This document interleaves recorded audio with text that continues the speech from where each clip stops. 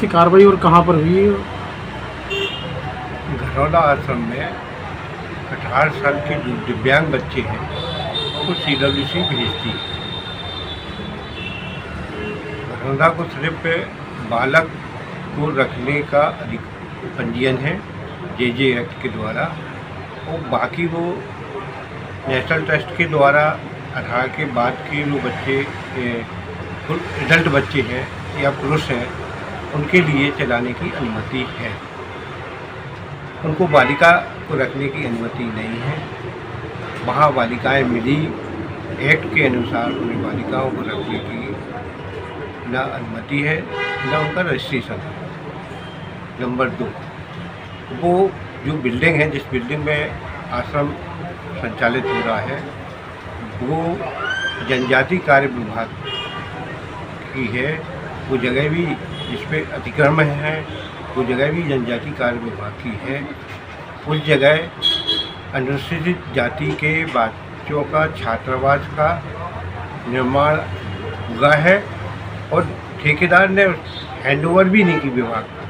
वहाँ छात्रावास भी संचालित नहीं हुआ। उसके बाद वहाँ सारे आयु के बच्चे, बालक बालिका, मेल फीमेल, जो अलग अलग निवास का स्थान होना था, वो एक साथ वहाँ बच्चों को रखे हैं। ये नियम विरुद्ध है।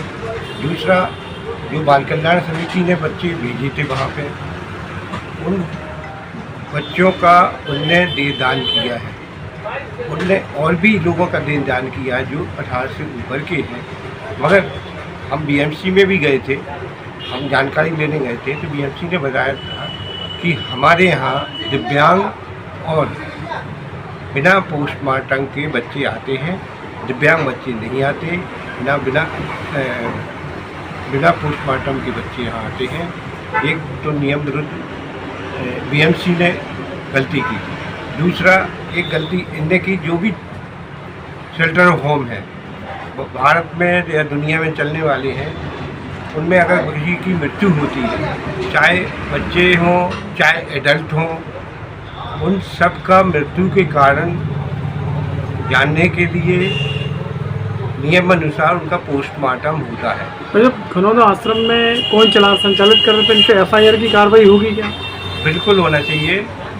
ये नियमों का उन्होंने उल्लंघन किया है।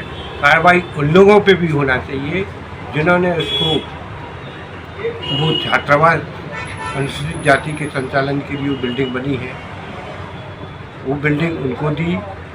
इससे उन बच्चों को, उस वर्ग के बच्चों को वंचित रखा। बहुत सारे बच्चे हैं जो यहाँ रह के पढ़ सकते थे, उनको इस सुविधाओं से वंचित रखा गया। उन अधिकारियों पे भी कार्रवाई होना चाहिए जिनने बिना ठेकेदार से हैंडओवर हुए वो उनको रहने के लिए। उसके बाद कार्रवाई में कौन कौन शामिल रहा? कार्रवाई में बाल कल्याण समिति थी, उनके अध्यक्ष थे, बाकी सदस्य थे, किशोर न्याय बोर्ड से वंदना तोमर जी थी, विभाग जनजाति कार्य विभाग से भी थे, सामाजिक न्याय से भी थे और महिला बाल विकास के प्रतिनिधि थे। उनके सामने पूरी कार्रवाई की है। Thank you.